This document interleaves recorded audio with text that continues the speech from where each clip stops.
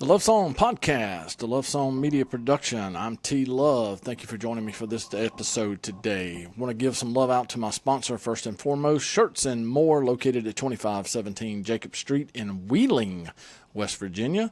Shirts and More is a family-owned business, and for over 40 years, they have been providing the best and most professional garments on the market. Let Tracy, Braxton, Dana, or any of the friendly staff at Shirts and More help you with your next apparel need. Reach out to them directly at 304-232-2030. Let them know that T-Love sent you, and I absolutely guarantee you they'll take care of you. Today's episode is episode 28. It is a LSP, Love Song Production, special edition entitled Chicago is a War Zone. Over the weekend, there's 6 people dead, 39 shot in Chicago's bloodbath, as Trump touts D.C.-style cleanup where National Guard may step in. A mass drive-by shooting in the Princeton Park neighborhood injured 13 people during a Juneteenth gathering Friday. A violent and deadly weekend in Chicago has caught the attention of President Donald J. Trump. It has been confirmed by multiple outlets that 6 people were killed and 39 people were shot in a series of shootings in the Windy City over the weekend.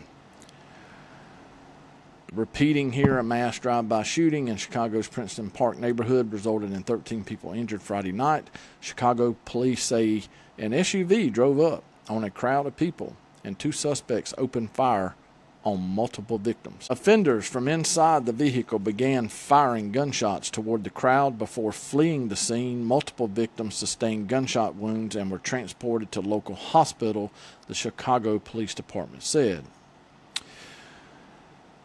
Chicago Mayor Brandon Johnson said he was heartbroken by the violence in Princeton Park. Reported Eileen T. Mesler from the Chicago Tribune. In a post to X responding to the drive-by shooting incident, Chicago Mayor Brandon Johnson said, "I am heartbroken by the violence in Princeton Park last night. What should have been a night of celebration and community reflection for Juneteenth was shattered by a horrific act of violence. My thoughts and prayers are with the victims and their loved ones," end quote. Chicago Mayor Brandon Johnson has consistently highlighted data showing that violent crime in the city has significantly declined. He credits those historic drops to his administration's holistic safety strategies, investments in youth summer jobs, and mental health initiatives. I apologize. Details of Chicago's reported crime trends. Follow along right here. This gets really interesting. Homicides. Chicago recorded its lowest number of homicides in decades, with 2025 ending at a 60-year low. Violent crime categories. The mayor's office points to multi-year decreases across the board, with double-digit drops in shootings, robberies, and overall violent crime incidents. Current year fluctuations. While the long-term downward trend has been historic, recent Chicago Police Department statistics show some early to mid-2026 data, such as homicides and shootings through late May, has experienced slight upticks in certain hyper-concentrated neighborhoods, even as other crime categories continue to fall.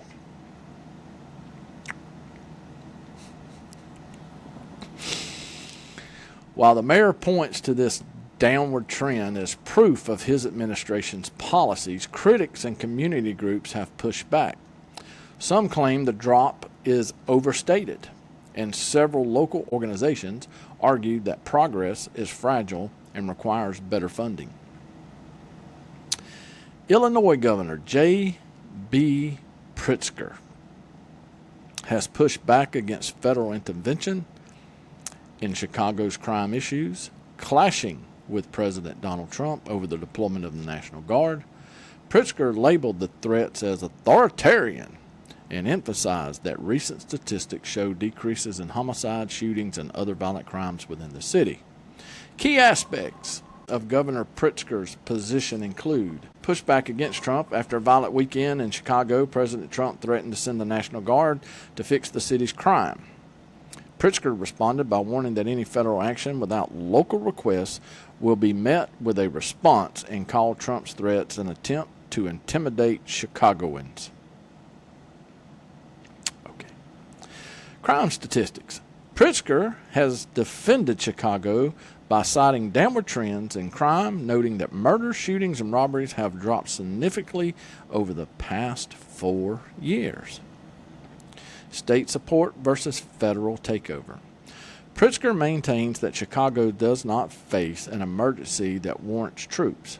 Instead of federal military forces, he advocates for targeted traditional assistance from federal agencies such as the FBI, DEA, and ATF to specifically go after guns, drugs, and gangs. Broader state reforms. The governor has previously overseen major legislative changes such as the SAFE-T Act, which eliminated cash bail and overhauled the state's criminal justice system. President Donald J. Trump slammed Illinois Governor J.B. Pritzker after a violent weekend that saw dozens of people shot and several killed. Trump offering federal help questions why Pritzker refuses assistance. Local community groups have strongly urged both the mayor and governor to accept federal intervention. In a post to Truth Social, President Trump said, and I quote, "Lots of killing going on in Chicago. 22 people shot, at least 4 dead. Why isn't Governor Pritzker calling me for help? I could make Chicago a safe city in 1 month. In 1 year, it would be one of the safest." D.C. went from one of the worst to one of the safest cities in the U.S., President Donald J. Trump. Trump made the post just before 9 a.m. Sunday, and by Monday, when police compiled all the data, the numbers dramatically increased to 6 dead and 39 wounded, where Trump said there was 4 dead and 29 people wounded. And by the next morning, it had increased to 2 more dead and about 17 more that were wounded. Now let me show you how twisted the optics can be skewed according to the City of Chicago's Violence Reduction Dashboard. That's a website. You can go look this up.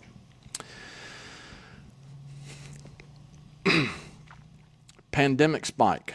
Like many large U.S. cities, Chicago experienced a significant resurgence of violent crime and shootings during the pandemic, with homicides peaking at over 800 in 2021. I did not misquote. A significant resurgence of violent crime and shootings during the pandemic, with homicides peaking at over 800 incidents in 2021. I guess if you're down to 500 people being killed every year, you've had a significant drop-off. It's all about optics. Recent declines. After the 2021 pandemic, the homicide rate and overall violent crime figures began a sharp multi-year decline. Recent numbers from 2024 to 2025, historic drops. Total overall crime fell from consecutive years. Violent offenses experienced steep drops, with homicides plunging to 416, the lowest tally in over 60 years, and shootings dropping by more than 30%. Neighborhood distribution. The recent reduction in violent crime and total crime has been widespread, with impressive drops reported across nearly 90% of Chicago's neighborhoods. I want my viewers to also not forget that under President Joseph R. Biden, the FBI skewed the national numbers by not entering the crime data timely or reclassifying violent crime data to a lesser crime data. This story is yet again another shining example of how the government is compromised and the media is complicit in helping cover it all up, all in the name of politics. Homicides in Chicago recorded its lowest number of homicides in decades, with 2025 ending at a 60-year low. Now, they didn't give me the 2025 numbers, but then over here on this other graphic that I copied and pasted, the 2024 historic drops, total overall crime fell for consecutive years. Violent offenses experienced steep drops, with homicides plunging to 416, the lowest tally in 60 years. So I'm going to assume that in 2025,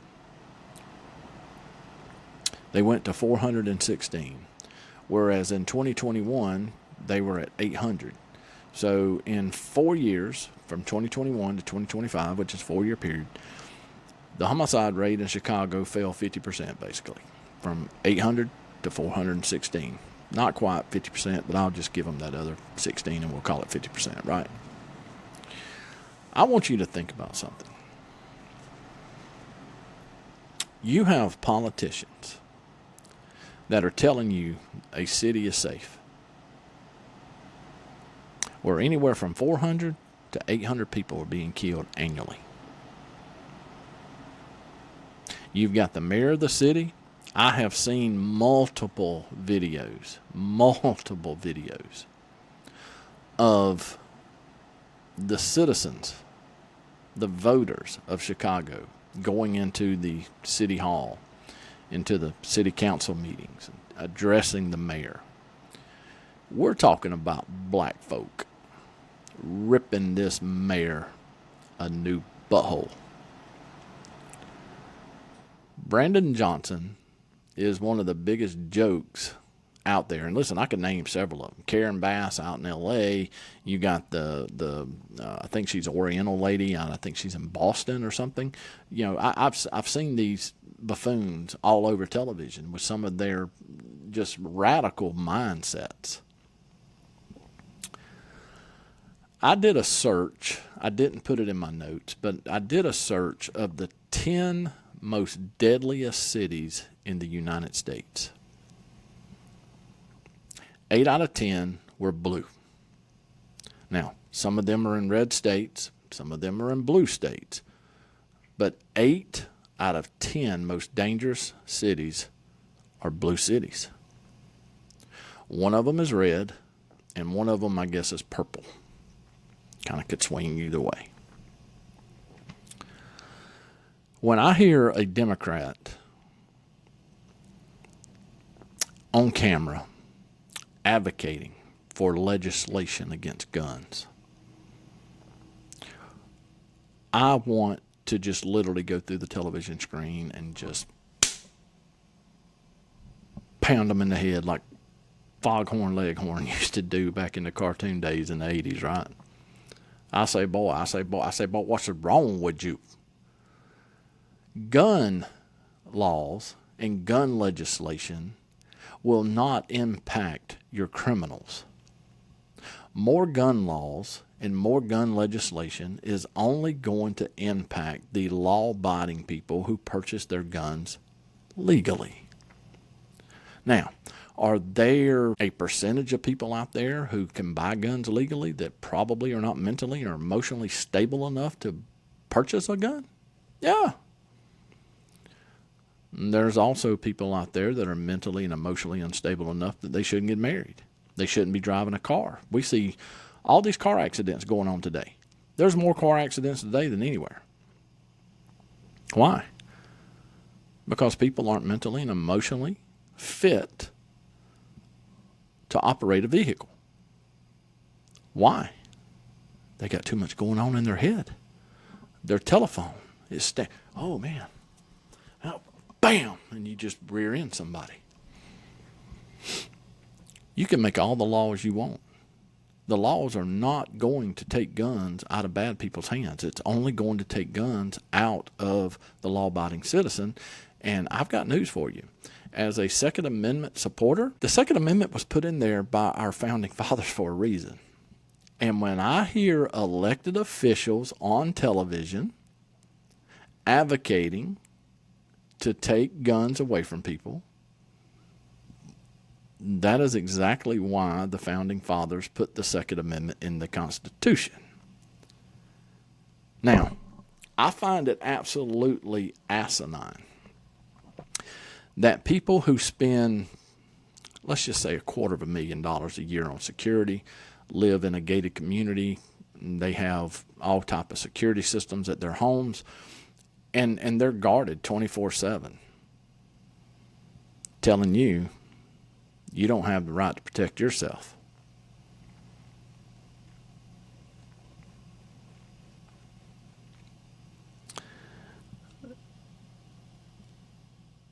I have a lot of people who think I'm a Democrat because I bash the hell out of Donald Trump.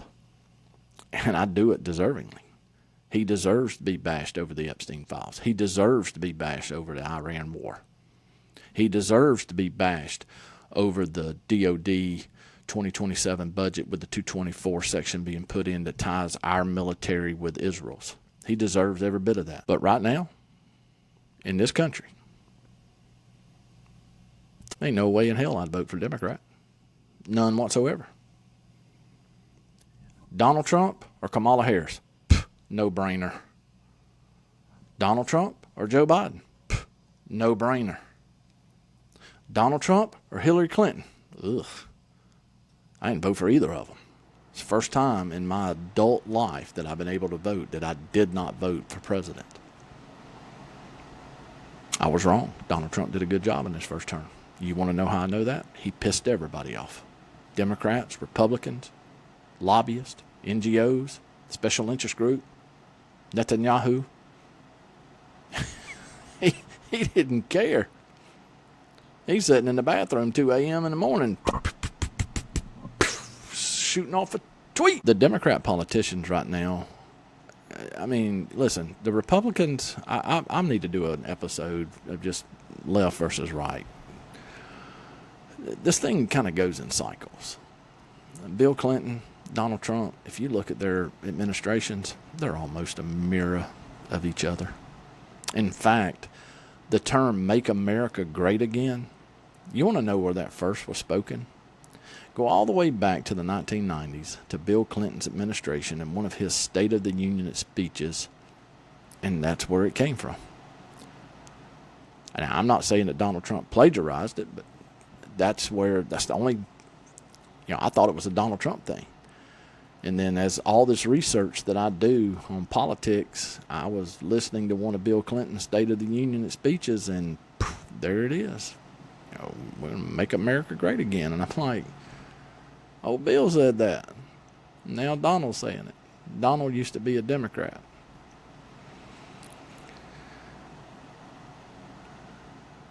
Because of the border, because of the Inflation Reduction Act, because of the stance on COVID, because of J6, because of the 2020 election, because of the immigration policies, and because you will advocate to kill an innocent unborn child, and in the same token you will stand in front of a prison to advocate to save the life of someone that would actually kill the mother and that unborn child, is why I can't vote for a Democrat. I would love to. I'm really big on Shapiro out of Pennsylvania. I haven't done a deep dive into him, but from 30,000 feet, I like the guy. J.B. Pritzker, I think's a moron. Gavin Newsom out of California, complete idiot.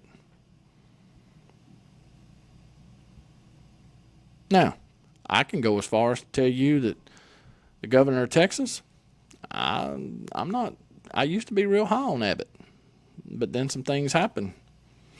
I'm not anymore. I'm a proud supporter of Ron DeSantis. But when he signed that bill while his butt was sitting in Israel, that if you spoke out against Israel, that we could lock you up. And then I saw an article where it was a minority lady, I believe. I can't remember her picture, just from memory. I believe she was either black or Hispanic, can't remember which. She's a college student, and I saw her being arrested because she had, spoke out against Israel. And you're not supposed to talk about those people. They'll cancel you. Shh, don't be too loud.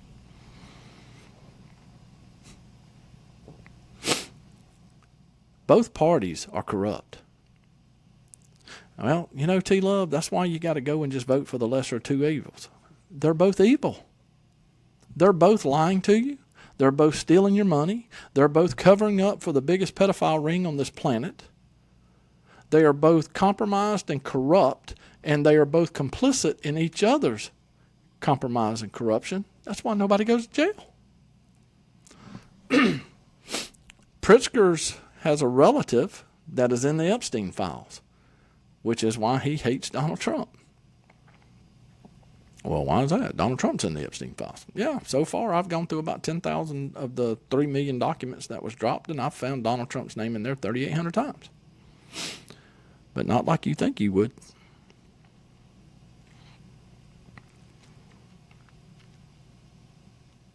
You got a city like Chicago, Baltimore, Philadelphia, L.A., Memphis, Birmingham, Mobile, Shreveport, Baton Rouge, New Orleans. Atlanta. I mean, I could just keep naming them and naming them and naming them. I mean, they don't pay me for this, and I don't want to be sued or anything, but on Friday and Saturday night, there is an awesome police show on called On Patrol Live, and there is a group of officers out there from Clayton County, Georgia. It's a little suburb right outside of Atlanta. I think he's Lieutenant Carey, Black Hawk 4, I think is his car number. Don't quote me on that. These cats don't play over there. They know what they're up against. The police are outnumbered. The police are outmanned. These guys are out here with AK-47s, and they're shooting up the stuff like they're back in the 1940s and 50s with the mafia. They don't think nothing about it. And in Chicago, what we're talking about here today, between 400 and 800 people killed every single year, and the mayor stands up there with a straight flipping face and tells you the city's safe. I ain't living in a city that has 400 people killed a year. I may wind up being one of those 400 people. They don't want help from the government because they're ignorant and arrogant in how they are approaching this of going, we don't need it. We got it covered. And they surely don't want any help from Donald Trump because they don't want him to show up and be able to do something good and give him credit for anything. That's the problem in America today. We don't try to be Americans. We try to be Democrats or we try to be Republicans. And just for argument's sake, there is no Republican Party. It died under Bush 43. All of his lies and cover-ups and all the stuff that went down, the Republican Party died. What you are seeing right now is a manifesto of the MAGA movement, the Make America Great Again. Donald Trump is a Democrat. He's always been a Democrat. He's a Democrat today, even though he is a Republican president. His family are Democrats. They switched over to Republican Party just a couple of years before he ran for office. I'm going to do one on Jared Kushner probably over the weekend. It's going to blow everybody's mind. Stop being a Democrat. Stop being a Republican. Get back to being an American. All this killing in Chicago, what for? You can watch the news and tell that it's a certain demographic, a certain ethnic group that's killing off more of their own people. For what? 15% of the population that's committing 80% of the most violent crimes in this country, and yet you stick a microphone in front of their face, they're talking about they're being discriminated against. How? In 2026, the laws on the federal, state, and local levels are as such. There may be discrimination going on, but it ain't the way you think it is. It may be some reverse discrimination. We got to get out of this hate and division. We got to stop being the divided United States of America and get back to being the United States of America. Because that's where the government can't control us. As long as we're divided as Democrat and Republican, white versus black, male versus female, homosexual versus heterosexual, and American versus everybody else, they got us right where they want us. Puppet masters up there just, and everybody just dancing around like a little puppet. This is what I believe at my core. Okay? This is T-Love just being brutally honest with my audience. I believe that 80% of this country, 80% of Americans, agree on 80% of the topics. I think it may be more than that. I'm being generous. I believe 80% of Americans agree on 80% of the topics. We may disagree on immigration. We may disagree on certain tax laws and things of that nature. We may disagree on abortion. We may disagree on whether people should be allowed to vote in an election and not vote in an election, whether they're an American citizen or not. But I don't even understand that. And oh, by the way, Mr. President Donald Trump, you've got a Republican House, a Republican Senate, and a Republican White House. And you can't get the SAVE Act passed? It's all political theater, ladies and gentlemen. It's all political theater. And Governor Pritzker and Mayor Brandon Johnson of Chicago, you two are absolutely as pathetic as Donald Trump is on some things. When your own black community will get up there and call you out over you giving your money that should be going to the black community, but you're giving it to illegal immigrants, illegal aliens, you got a problem, brother. I saw a poll the other day where it was like 38% of African Americans disapprove of Brandon Johnson. I saw one black lady stand up there and tell Brandon Johnson that the black folks coming to vote next time, they ain't voting Democrat. They're going to vote his black out of office. I was like, oh, my God, these folks are going straight on this cat. I found this tidbit. I'm going to try to start doing some more episodes of some of the more current events, mixed in with a lot of historical stuff, mixed in with the Epstein stuff, things of that nature. I want to thank everybody for joining us. Please remember, we're all just one accident, one diagnosis, or one unexpected phone call from living a much different life. I implore you, stay humble, be kind, show your love, and go check on your people. Until I see you on the next episode, take care.